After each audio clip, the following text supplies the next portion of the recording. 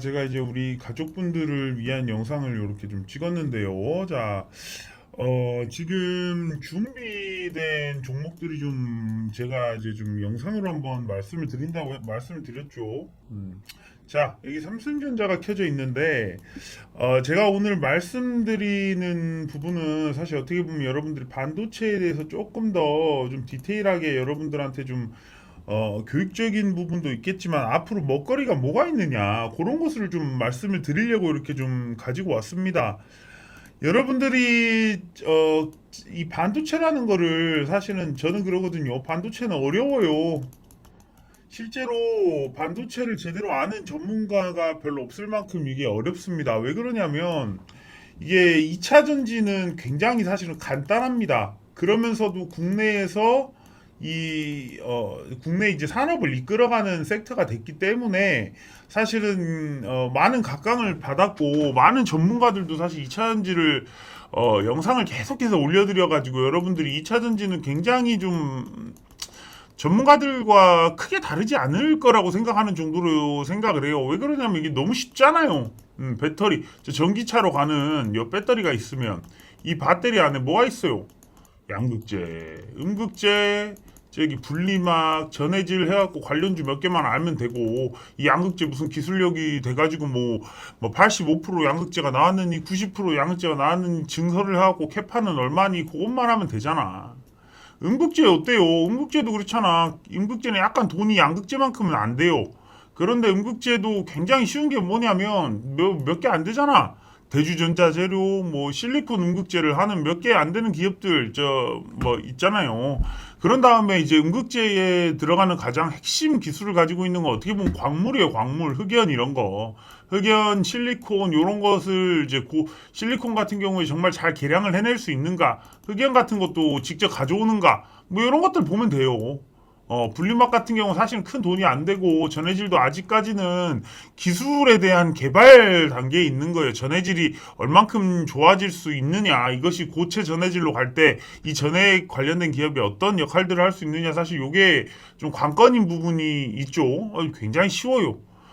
사실 2차 전지는 그리고 뭐 장비주라고 한다고 해도 사실 어떻게 보면 디스플레이 장비나 반도체 장비 업체들이 사실 2차 전지 장비를 비슷하게 하는 겁니다. 왜냐하면 공장에서 공정을 관할하는 거기 때문에 뭐 깎고 뭐 붙이고 하는 거기 때문에 어떻게 보면 이런 기업들이 2차 전지 야 여기 먹거리 좀 되지 않을까 한번 요거 한번 비슷한데 한번 만들어 볼까 해가지고 이제 품질 인증 받고 이제 허가 받으면서 이제 대기업한테 요거 한번 테스트 해봐라 그렇게 돼가지고 지금 여기 있는 이 반도체나 디스플레이 업체들이 장비 업체들은 결국은 2차 전지를 같이 하는 어떤 그런 부분이 돼가지고 이제 장비주들도 그렇거든요.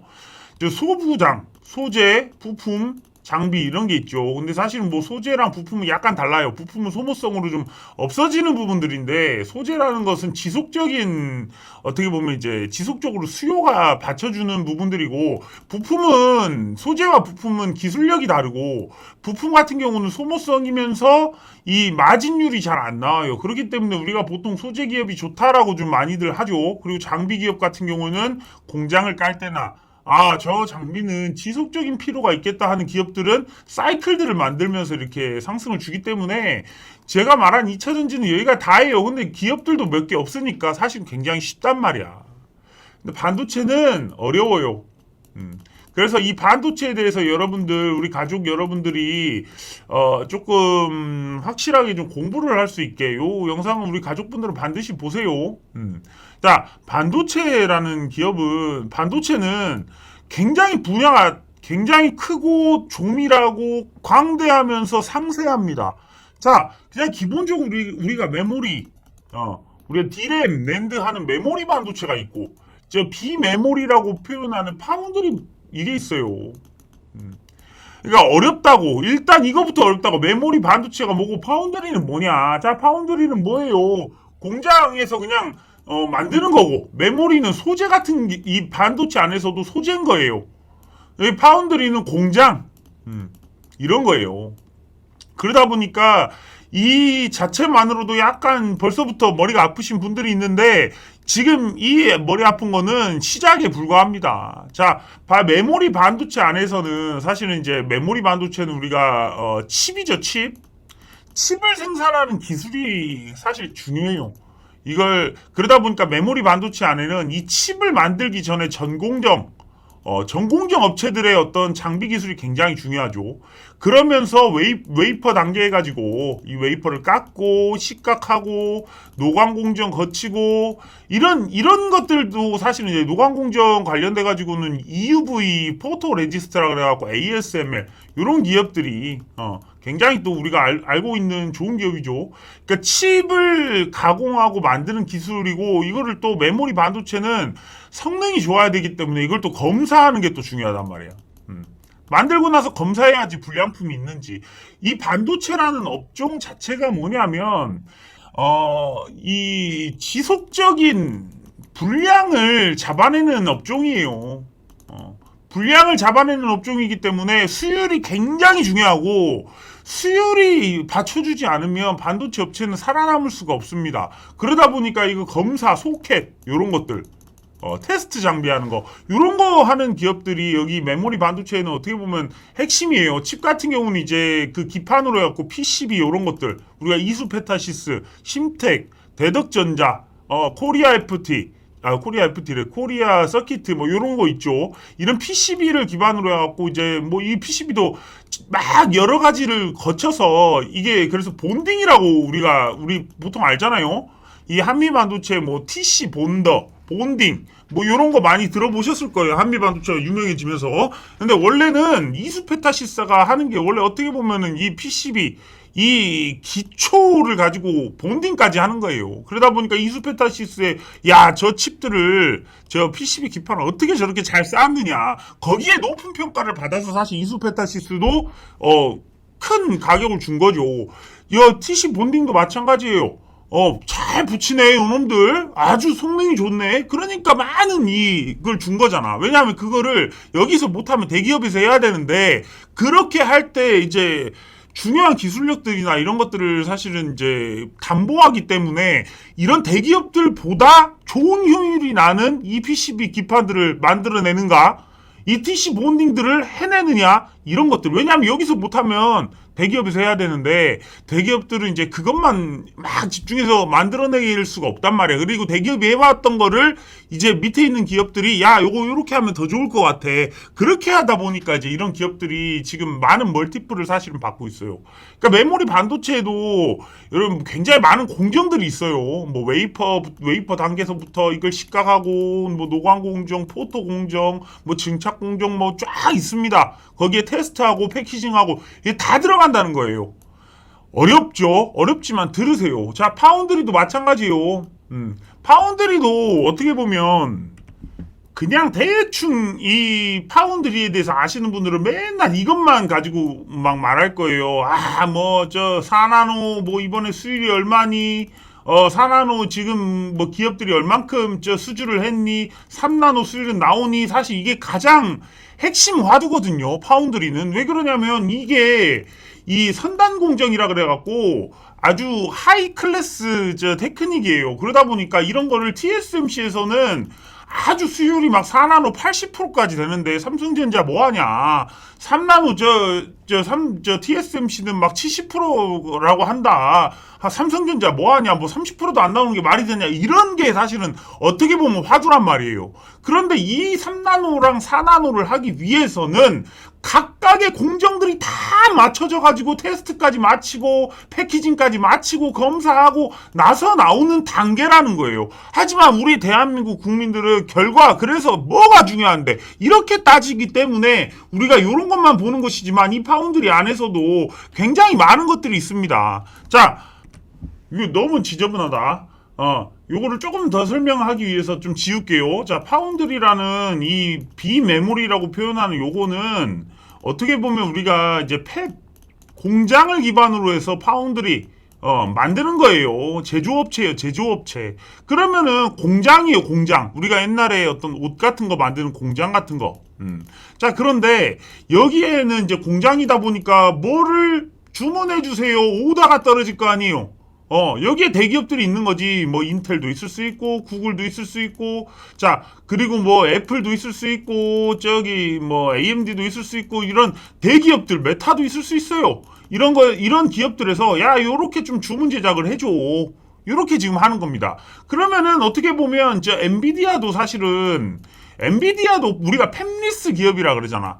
그러니까 여긴 팹 기업이에요. 여기는 팹 리스 기업이고 팹이 없으니까 야, 너네 팹에서 팹은 공장을 말하는 겁니다. 자, 너네 팹에서 요거 나 요거 GPU 필요해. 요거 만들어 줘.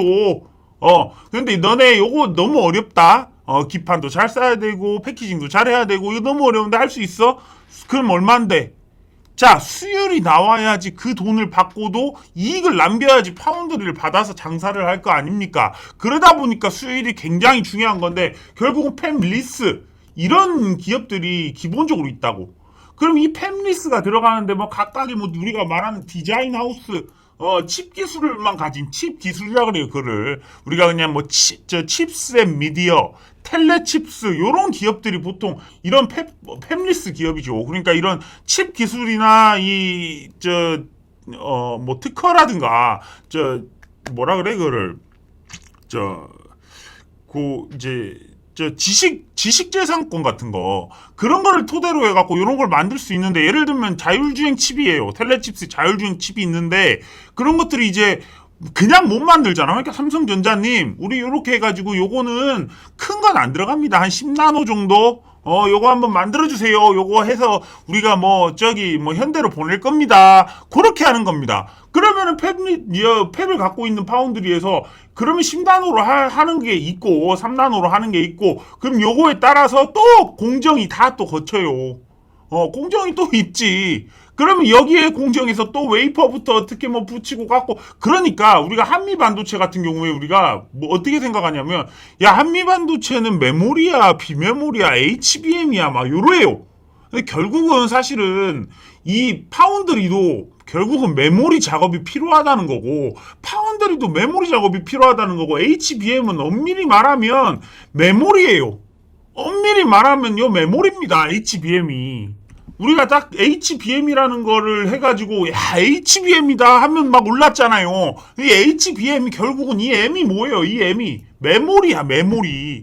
이제 하이 밴드위드라 그래가지고 고대역폭 메모리를 생산하는 거예요. 그런데 이것이 엔비디아로부터 이 HBM을 생산을 팹으로 오기 때문에 여기에 뭐 한미 반도체나 SK 하이닉스가 여기 들어가는 거죠. 그러면 이 팹에 SK 하이닉스에 요 엔비디아가 부탁을 했으니까 이거는 어떻게 보면 파운드리라고 볼 수도 있는 거예요. 자, 그런데 약간은 개념이 다른 게 이제 파운드리라고 해가지고 이제 삼성전자 같은 경우는 전부 다 이렇게 뭐 하는 거고 이쪽은 엔비디아로 들어가는 칩에 이제 들어가니까 이제 메모리라고 볼 수도 있고 파운드리라고 볼 수도 있고 약간은 그런 개념입니다. 그러다 보니까 우리가 HBM은 뭐고 HBM은 뭐고 메모리는 뭐고 비메모리는 뭐고 맨날 장비는 뭐고 소재는 뭐고 그러잖아요.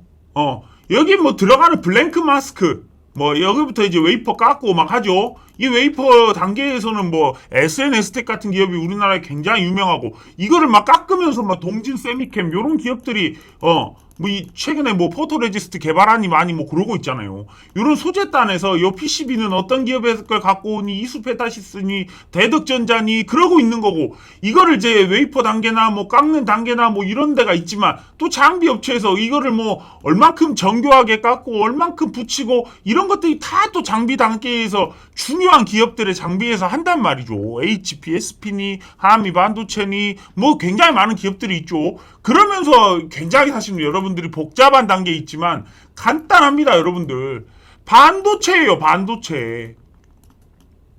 자, 그럼 제가 오늘 이렇게 반도체를 설명드리는데 조금이나마 이해가 가셨어야 돼. 이해가 안 가셨을 수도 있지만 우리가 그래서 뭐 HBM이니 아니니 HBM이 뭐 얼마나 성장하느니 그런 게 뭐냐면 HBM은요 기본적으로 메모리 단계에 있는 기업들이 플러스 알파가 된 거예요. 이거는 장기 성장 동력이라 그러죠. 장기 성장 동력이라 그래 이런 거를. 그래가지고 이 HBM이 기본적으로 메모리 업황이 좋아지면서 바닥을 잡았는데 장기 성장하는 이 HBM으로 확고한 기술력이 있으니까 빵 떠버리는 거잖아. 내가 옛날에 뭐라 그랬어요? 기업이 주가 상승을 크게 하려고 그러면 본업이 잘 되면서 장기 성장 모멘텀을 딱 가지고 왔을 때 그게 되는 거지. 장기 성장 모멘텀만 갖고 온 기업들은 주가가 바닥이었기 때문에 이거는 그냥 도박에 불과할 뿐인 거예요. 왜? 바닥이야. 바닥과 기본 기업의 가치를 산정할 수가 없으니까. 미래 성장 동력이기 때문에 언제는 잘 나올 수도 있고 언제는 또 무너지고 그러다 보니까 큰 돈들이 바닥 수급을 받쳐주지 않기 때문에 그런 기업은 사실은 투자하기가 어려운데 지금 이 HBM 관련된 종목들 한미 반도체라든가 뭐 프로텍이라든가 이런 것들 보시면 자 지금 최근에 이 시세를 주도한 것들이 HBM, SK 하이닉스 요걸 필두로 해가지고 한미 반도체 자 한미 반도체죠 굉장히 많이 올랐습니다. 내가 이거 2만 원에 다 추천드렸잖아. 우리 텔레그램에 다 있잖아. 내가 이거 다 보여드렸어. 요거를 물론 뭐 안 볼게요. 제 텔레그램에 들어오신 분들은 다 이번에 주말에 내가 알려드렸잖아. 자 한미 반도체를 시작으로 해가지고 그다음 뭐 있어요? 뭐 주성 엔지니어링 이런 것도 보세요. 계속 올라가잖아. 자 이런 것도 있고 하나 마이크론 이런 것들 그리고 프로텍 이런 것들도 보시면 프로텍도 제가 여기서 잡아드렸어. 여기서 잡아드렸다고. 여기 시간에 한가 갔을 때 저한테 질문 많이 한 사람들 있어요. 프로텍 어떻게 해야 됩니까? 왜? 여기서 잡았는데 여기까지 떨어졌잖아. 이렇게 갔잖아요. 자, 프로텍은 이제 뭐 저기 TSV 공정 뭐 리플로우 공정부터 해가지고 프로텍이랑 그때 당시에 PSK 홀딩스랑 요런 것들이 막 그때 당시에 올랐던 초창기에 올랐던 종목이에요. 그리고 난 다음에 한미반도체가 시세를 쭉 유지하고 하이닉스가 유지를 하면서 뭐 DIT 같은 D와 T 사이, DIT 같은 기업들, 이런 기업들이 막 지금 올랐잖아요. 그러니까 여러분들이 이제는 HBM에 대해서 관심이 많아지고, 개인들이 이 HBM 종목들을 고점인데도 불구하고 조금씩 매수를 하는 단계예요. 자, 옛날에 에코프로를 내가 언제 추천드렸냐면, 여기서 추천을 드렸어요. 굉장히 높은 데서. 어디냐면, 여기서 추천을 드렸다고요, 여기. 16만원에서. 이게, 이때로 가면, 와, 그러죠. 근데 여기서 추천을 드렸다고 내가 이거를 뚫었을 때 그러면서 이게 이렇게 갔습니다. 이게 관계 문제가 아니라 자 여기를 뚫었을 때 이렇게 가버렸단 말이에요. 근데 여기서 사람들이 안 사. 에코프로를 여러분들이 20만원 아래에서 사고 30만원 아래에서 샀어야 되는데 그때 안 샀잖아. 제 영상을 보신 분들은 다 내가 거짓말하는 게 아닌 걸 알 거잖아요. 내가 여기서 추천드렸단 말이야. 사람들은 어디서부터 사기 시작하면 이런 곳에서부터 사기 시작해. 여기서 사람들이 사서 한 번 더 가면 운이 좋은 거고 못 가면 끝인 거예요. 여기서부터 이제 에코프로를 사기 시작했으니까 여기 밑으로 내려오겠지. 자, 여러분 보세요. 여기서부터 개인들이 많이 샀어. 그러면서 여기까지 한번 시세를 줬어. 그럼 여기서 막 불타고 난리도 아닌 상태에서 다시 여기 주잖아. 그럼 결국 여기 아래로 내려오잖아요. 그럼 뭐가 되냐? 이 에코프로를 위해서 잡은 개인들을 다 물리게 돼버리는 거예요. 자, 지금은 한미 반도체 이런 기업들도 그래요. 더 갈 수 있어. 제가 볼 땐 더 가요. 이런 거는. 이것도 더 가는데 아직 이런 단계에서 개인들이 안 샀잖아. 그런 단계에서 여기가 와요. 그리고 개인들이 한 번 더 사면서 한 번 더 갈 거야. 그럼 끝이에요 이거. 내년에 무슨 일이 벌어져도 이건 끝이에요. 왜? 이건 지금 한 번 더 가지 않을 거라고 저는 생각도 어느 정도 했어요. 그렇지만 이제 개인들이 사 모으겠구나. 한번 그 설탕을 맛보게 이 단맛을 맛보게 해주고 빼고 이렇게 됐다가 이렇게 해서 꼬꾸라질 수도 있다. 그러니까 지금은 사실 한미 반도체 이미 수익권이 많은 상태에서 한 번 더 상승이 나오면 그 다음부터는 절대 물을 타도 불을 타도 안 되는 저는 그런 순간이 분명히 올 거라고 생각을 합니다. 하지만 지금은 조금 더 갈 수 있는 부분이 HBM에 있지만 결국은 나중에 뭐라 그러겠어요. HBM 해봤자 고작 너무 작다 파이가 그렇게 나온단 말이야. 지금 당장은 성장성이고 앞으로 얼마나 좋아질지 기대에 차 있지만 그것들이 내년에 실현이 돼도 우리의 기대에 미치지 못한단 말이에요. 그럼 그때가 끝이에요. 지금은 내년을 보고 투자해도 돼. 왜? 내년에 더 좋아진대. 2차전지 안 그랬습니까? 2025년에 더 좋아진대. 30년에 더 좋아진대. 그러면서 한 번 더 갔단 말이에요. 그게 끝이라는 거야. 현실이 나와버리면. 이것도 지금부터는 굉장히 어떻게 보면 한 번 더 먹을 자리는 있지만 여기서부터 여러분들이 한 번 더 먹고 나면 눈이 돌아가요. 그러면 안 된다는 거야. 그럼 지금부터 여러분들한테 정말 중요한 게 지금부터예요. 근데 지금 이 영상이 너무 길어져가지고 요렇게 두 개를 이거 하나를 만들어 보면 뒤까지 안 볼 것 같아.